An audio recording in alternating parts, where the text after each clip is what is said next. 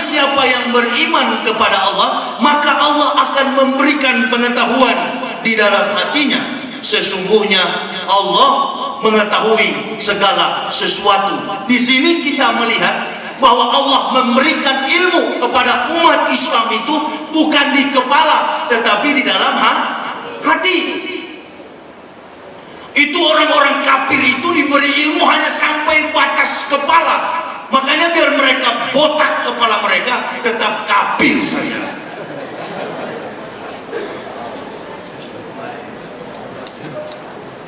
Saya kan bekas kafir, jadi tidak apa-apa bicara soal kafir.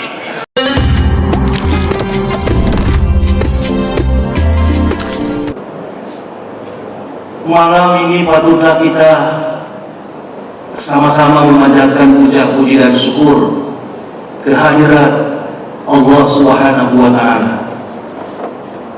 Selawat serta salam kita senantiasa haturkan kehadiran Nabiullah Baginda Rasulullah Muhammad Sallallahu Alaihi Wasallam yang telah menetapkan hukum di atas muka bumi ini untuk memberikan sebuah kepastian perjalanan hidup seluruh umat manusia.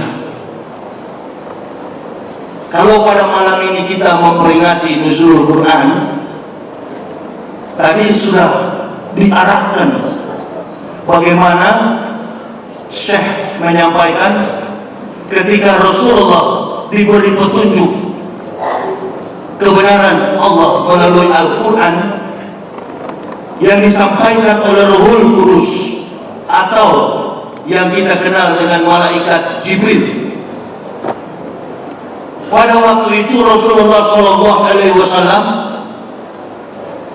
berjumpa dengan malaikat Jibril dan menerima segenap ungkapan rahasia yang pernah, sementara, dan akan terjadi dalam eksistensi peradaban dunia dan umat manusia yang termaktub di dalam kebenaran Al-Quran Nur Karim.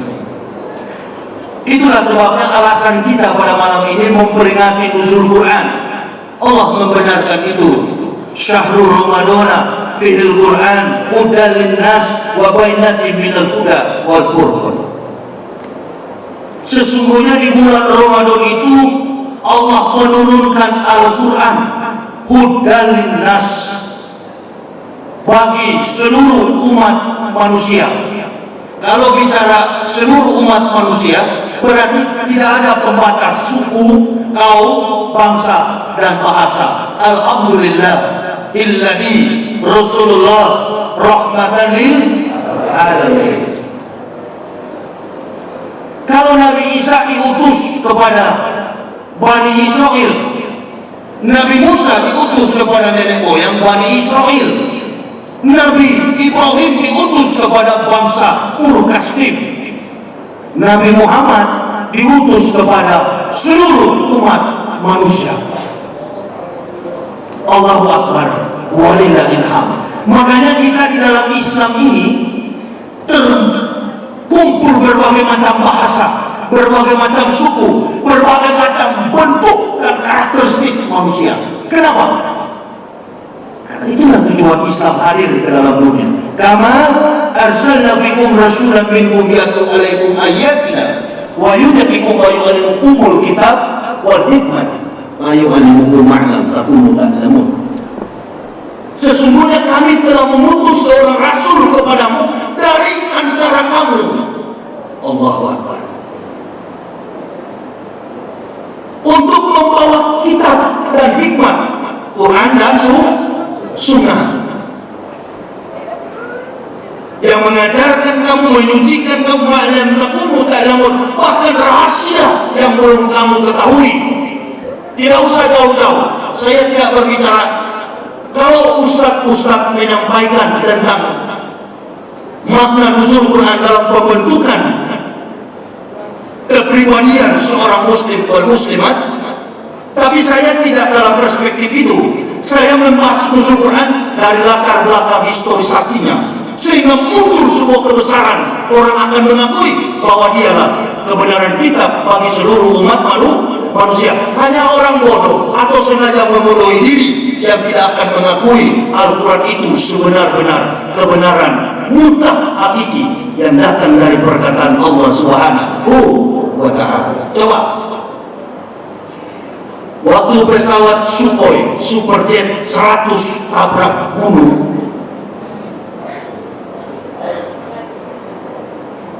itu tidak ada yang tahu. Tidak ada satu makhluk di dunia yang tahu. Tapi setelah saya menonton tayangan itu, saya teringat dalam ayat At-Takabur ayat 11. Quran surah At-Takabur ayat yang ke-11. Ma'asyabah min musibatin illa bi'idnillah. Wa ma yudlillah yahdi qalb wallahu bikulli syai'in alim. Tidaklah musibah menimpa kepada seseorang kecuali dengan izin Allah.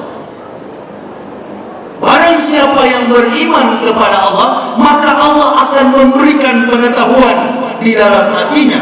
Sesungguhnya Allah mengetahui segala sesuatu. Di sini kita melihat bahwa Allah memberikan ilmu kepada umat Islam itu bukan di kepala, tetapi di dalam hati. Itu orang-orang kafir itu diberi ilmu hanya sampai batas kepala. Makanya biar mereka botak kepala mereka, tetap kafir saja.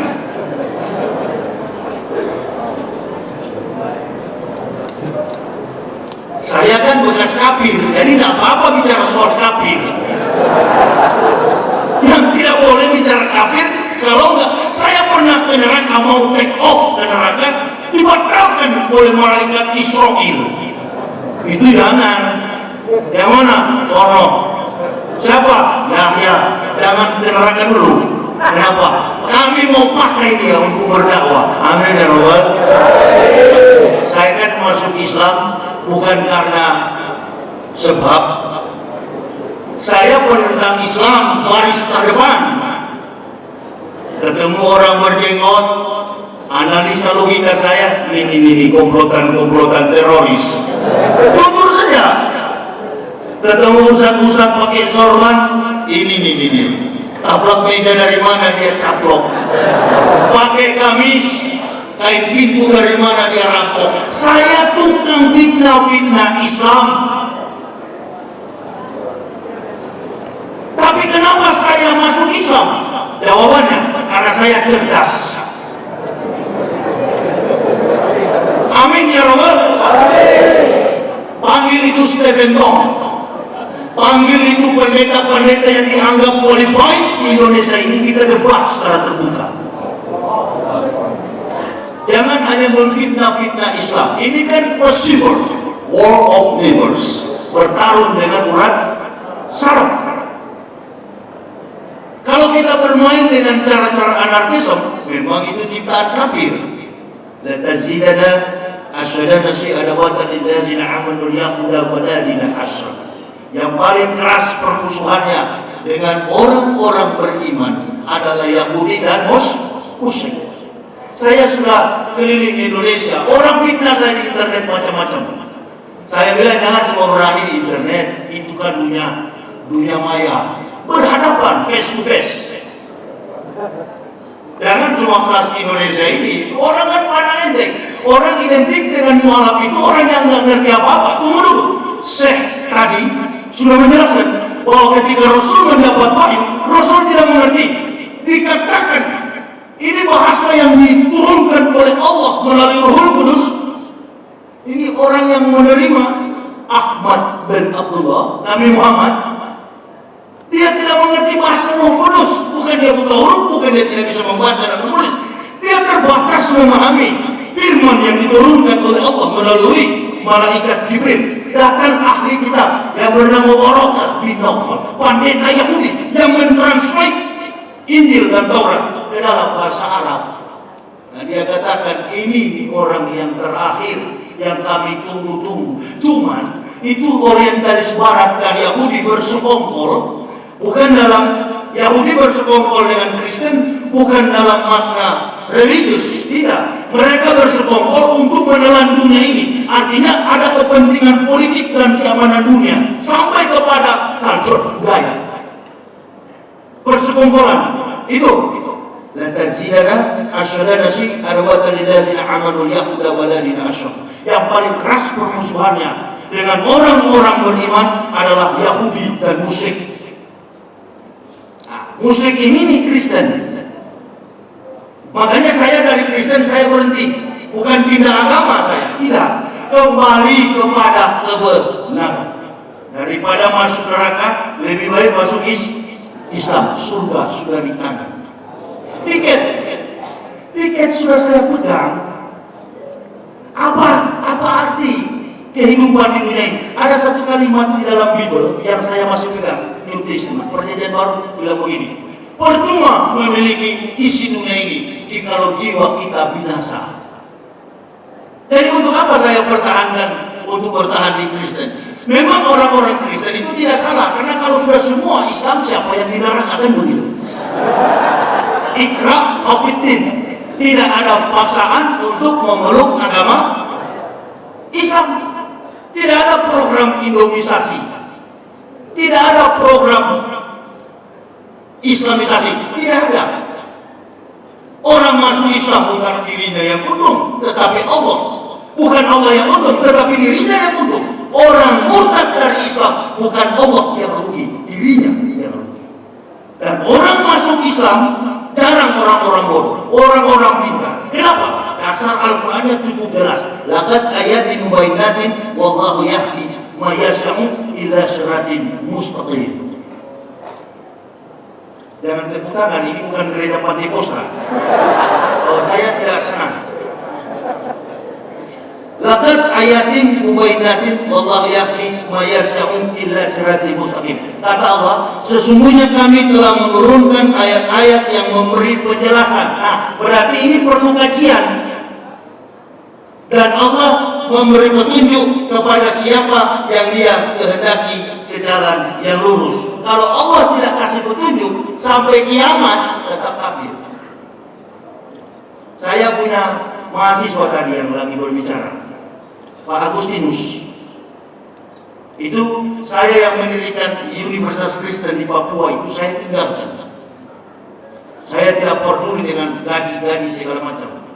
Saya sekarang ustadz itu tidak ada gaji. Tapi kalau pengurus masjid siapkan, apa boleh buat?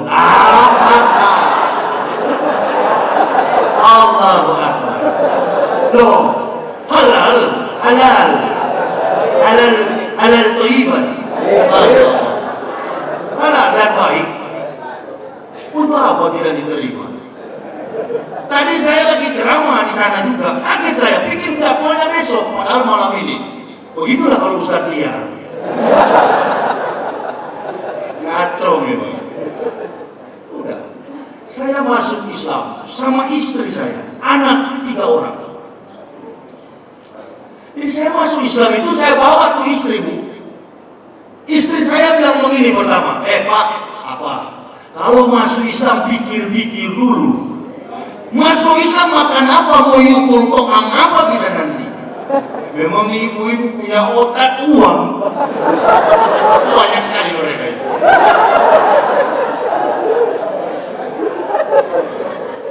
Dia takut dengan makan ya. Saya bilang sedangkan orang yang bukan Islam bisa makan. Allah Akbar. Sedangkan surga Allah kasih apalagi makan dan harta kecil. Amin ya Rabbal alamin. Mana dasar teorinya? Rasulullah sallallahu alaihi wasallam, imma lidunyaka kana kata Yesus abadan wa malaki rotika kana kata mutukoda. Cari duniamu seolah-olah hidup 1000 tahun, cari akhirat seolah-olah mati besok. Sujud sembahlah kamu kepada Tuhanmu, setelah itu bertebaranlah kamu di muka bumi. Cari nafkah. Saya masuk Islam 11 Oktober tahun 2006. Keliling Indonesia saya berdakwah. Saya pakai mobil. Saya tidak pernah berpikir bagaimana mengumpulkan harta. Yang saya pikir bagaimana amalan saya menembus tempat yang mulia, jannatin na'im. Alhamdulillah. alhamdulillah illazi khalaqal mauta wal hayata liyabluwakum ayyukum ahsanu amala. Orang Islam itu enak kan kalau mati. Kenapa? Sudah ada tempat. Saya waktu pendeta begini saya bilang. Pernah saya detik-detik terakhir mau saya kuburkan orang mati di Bajungan Tanjung Toli-Toli. Yang mati majelis gereja. Saya bilang begini. Tanah kembali kepada tanah. Debu kembali kepada debu. Lalu ruhnya kemana? Kacau. Kalau di Islam nggak bertele-tele. Setuju kan? Inna lillahi wa inna ilaihi raji'un. Segala yang diciptakan Allah, datang dari Allah, akan pulang. Nah, kalau kan mati, tanyalah Pak Agustinus atau ada banyak mantan-mantan kafir di sini. Orang kalau mati, waktu saya dulu punya teman banyak, saya kuburkan ke majelis gereja. Saya mau pakai bahasa yang pas, karena saya sudah mau masuk Islam pada waktu itu. Saya bilang begitu. Sudah menangis nih orang-orang di kuburan. Iringi kau saja Tuhan, apa gitu, kau gereja. Saya masih hafal. Lalu saya bilang begini di tengah-tengah terus menangis, sudah tenang di liang kubur. Lalu saya bilang apa? Inna lillahi wa inna ilaihi raji'un. Kaget.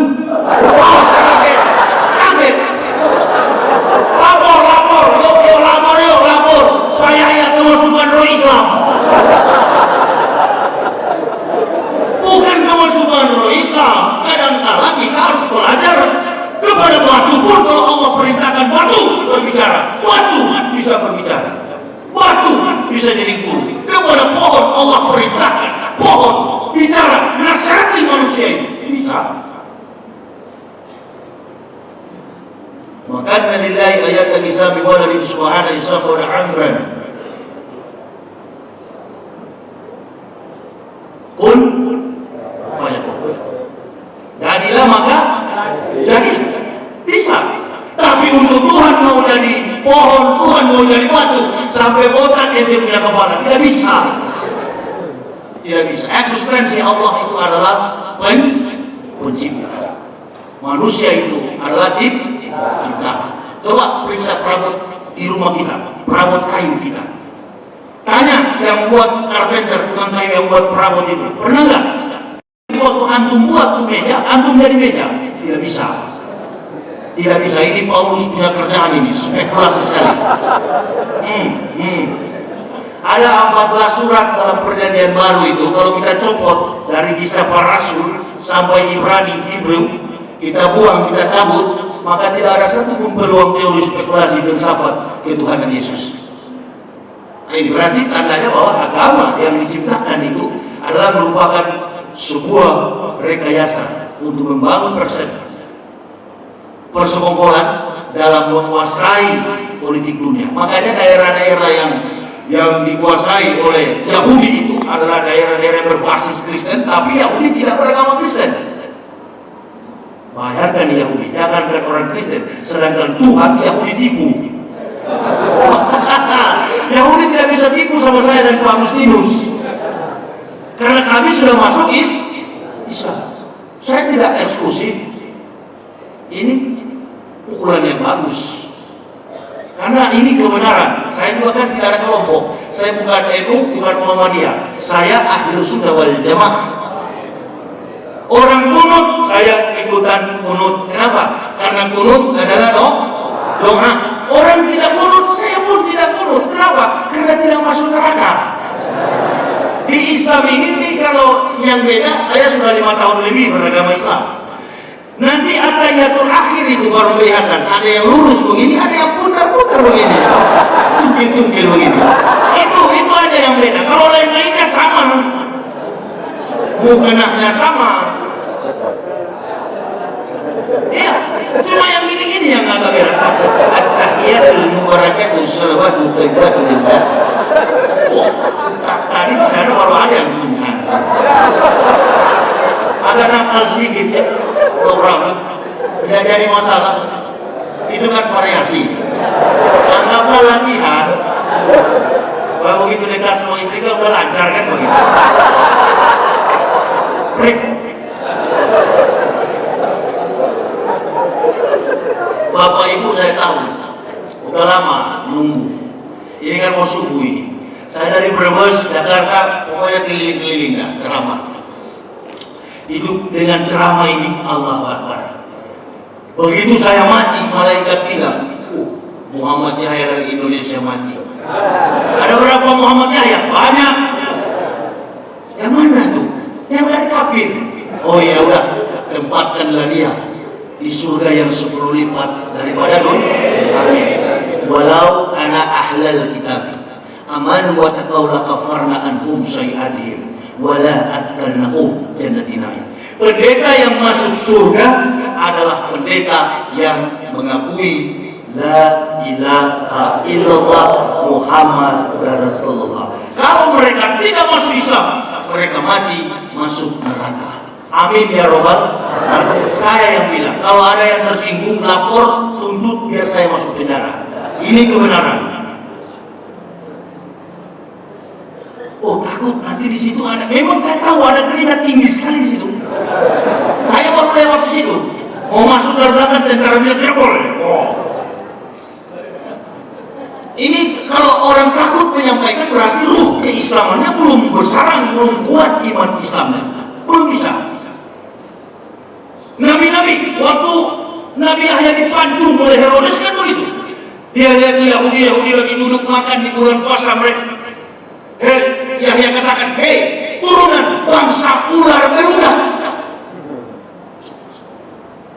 Nabi-nabi keras, bukan dasar kebencian, bukan supaya mereka datang kepada kebenaran Allah Subhanahu wa ta'ala, masuk Islam.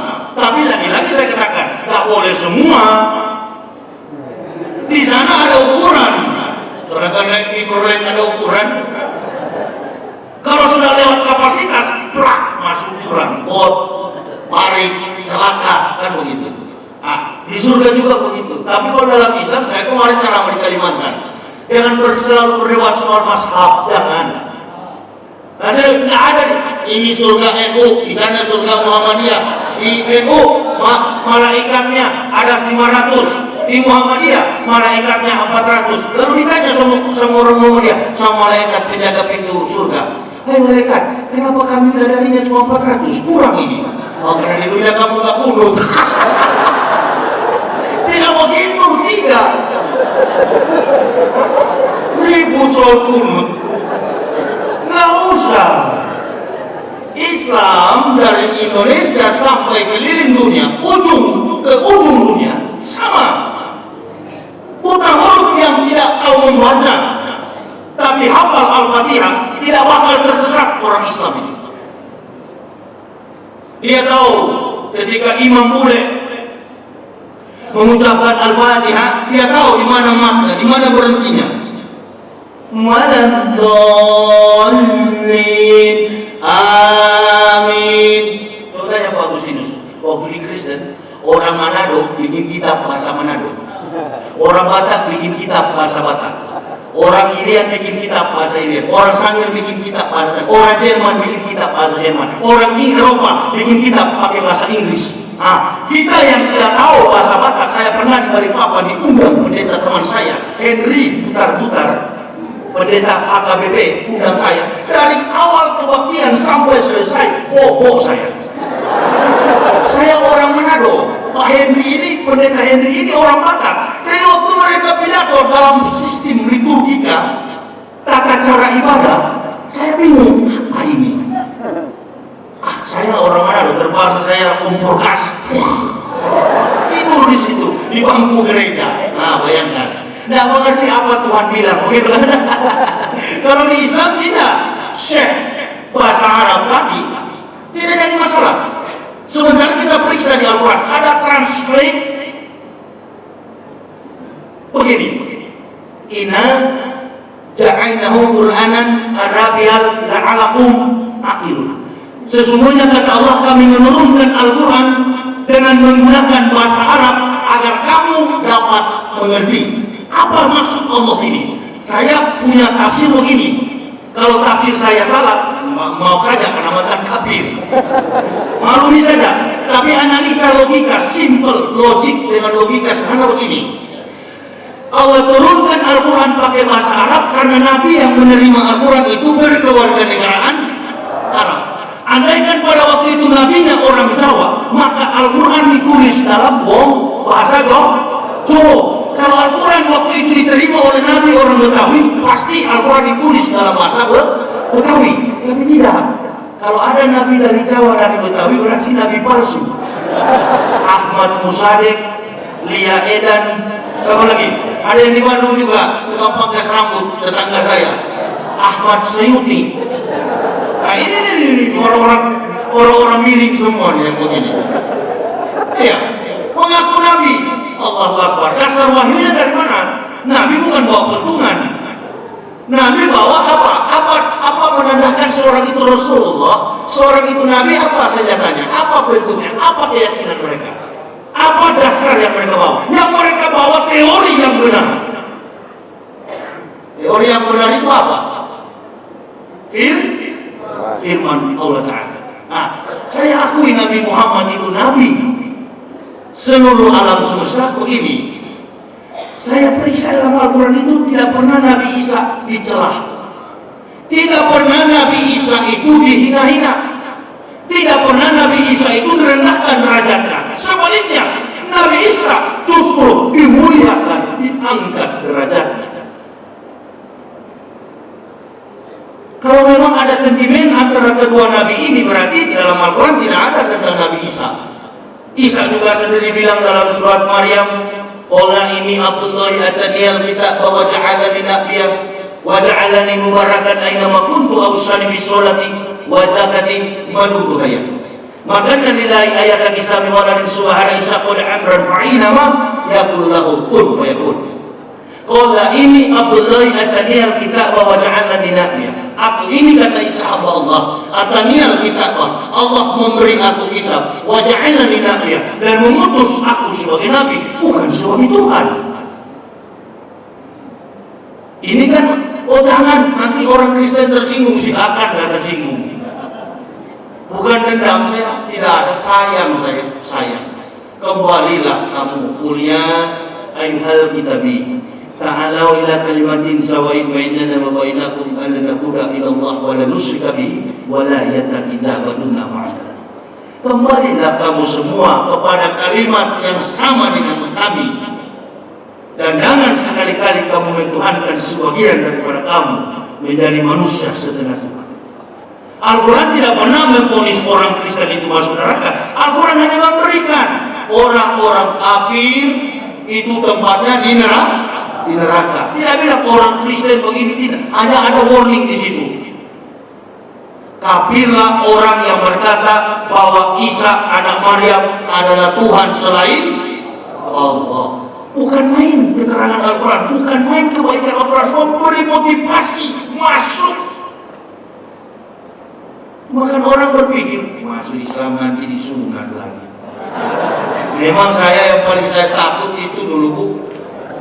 Kalau disunat ini antara dua ini, kalau tidak mati pingsan ini. Memang benar kan? Allahu Akbar. Begitu disunat memang lain daripada lain. Pukulannya beda sepuluh. Ini deh kata orang Makassar. Lain pukulan Nabi. Itu dia. Saya ini kan dakwah keliling Indonesia. Jadi tahu saya persatukan Muhammadiyah, NU, datanglah, Islam cuma satu. Apalagi saya dengar ini masjid Sunda Kelapa ini adalah masjid yang menampung ribuan mantan kafir di sini markasnya. Allahu Akbar. Makanya saya senang juga di sini. Kenapa? Karena motivasi. Kalau sudah di dalam Islam, jangan lagi murtad-murtad. Masuk langit tempat kita bergantung runtuh. Bumi tempat kita berpijak lenyap. Sekali mengucapkan syahadat sampai mati, insya Allah tetap Islam. Orang Islam itu tidak pernah ada hukum dalam Islam, hukum pasti. Selalu insya Allah. Bahkan masuk surga pun insya Allah. Kenapa? Karena di dalam Islam tidak ada juru selamat. Cari selamat masing-masing. Sedangkan selamat belum tentu selamat. Sorry met, kalau ente ada di situ.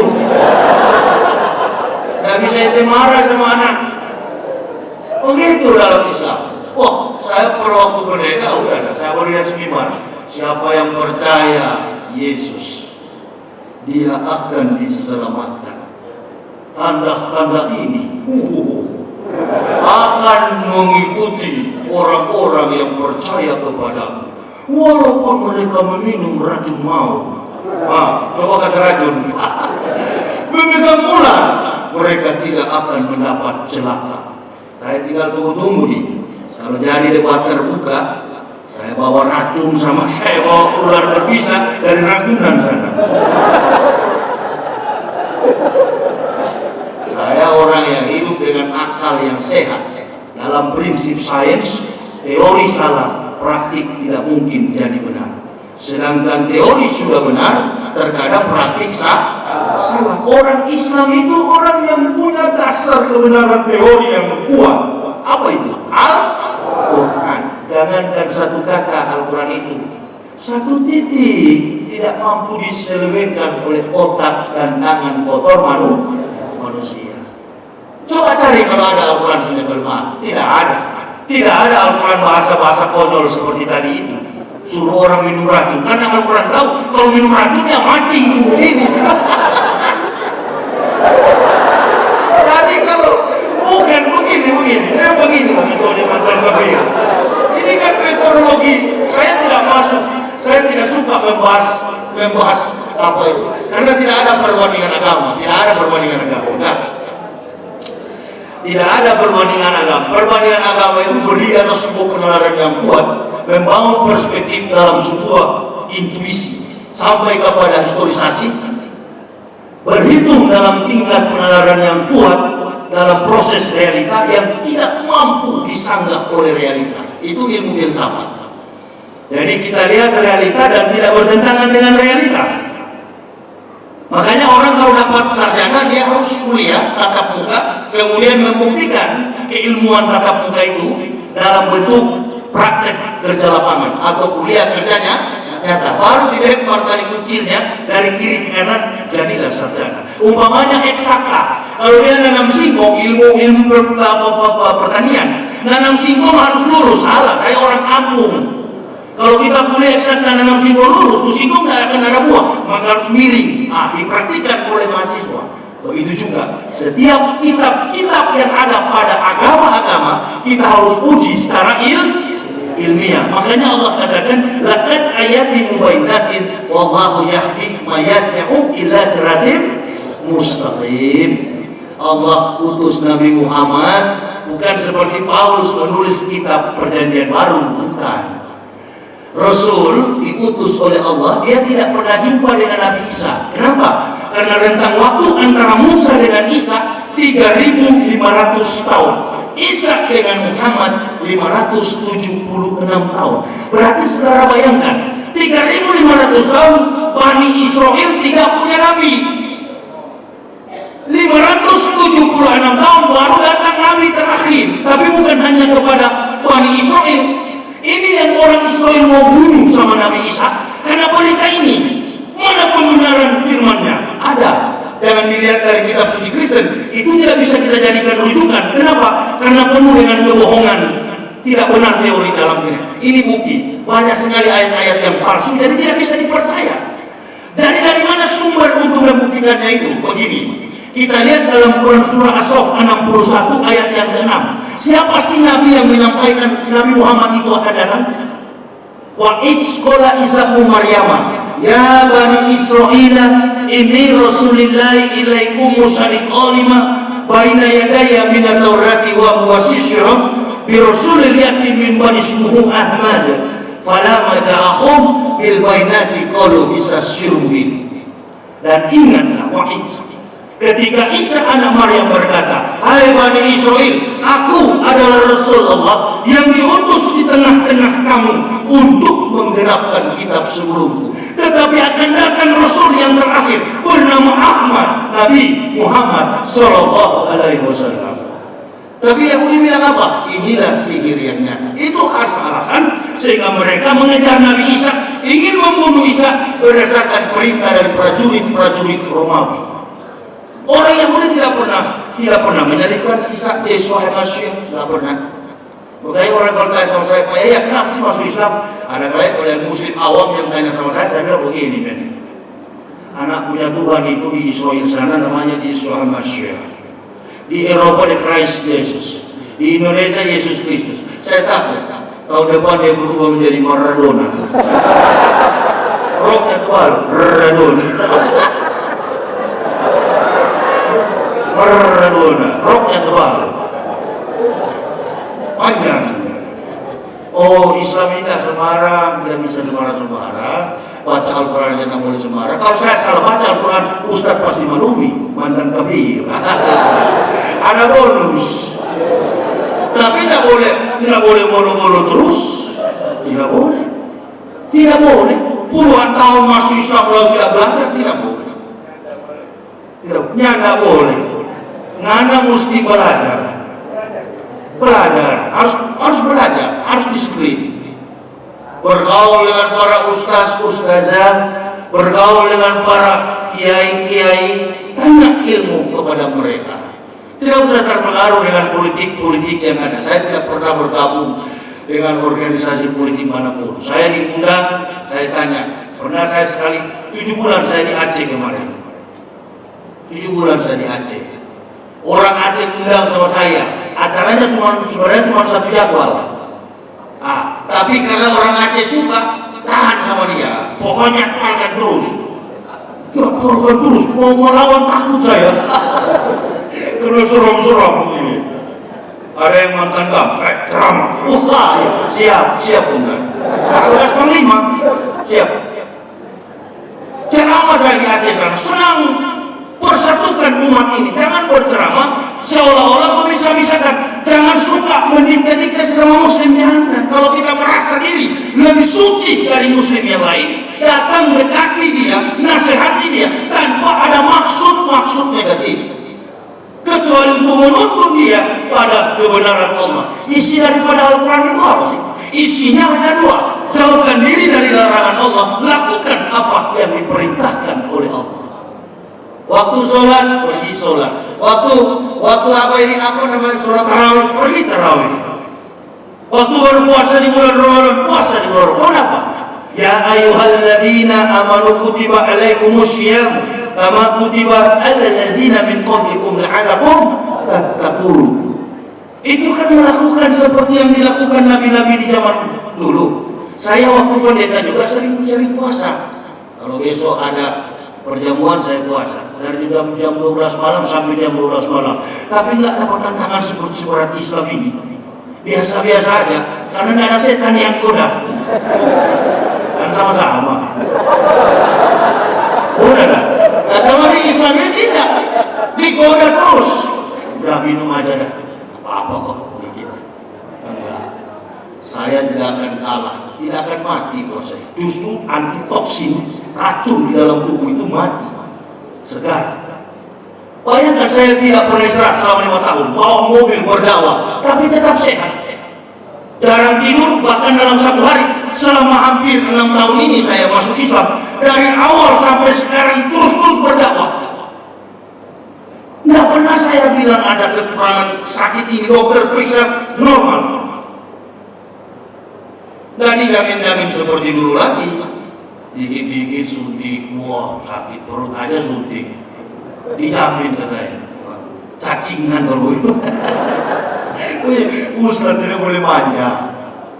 Berdakwah.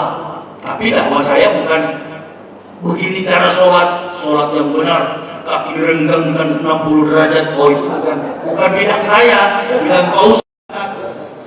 Tidak pernah saya bicara masa, pokoknya mari dah. Orang masuk surga di istana biar saya di dapurnya saja. Yang penting ada masuk surga. Tidak usah berlebih-lebihan. Yang sedang saja.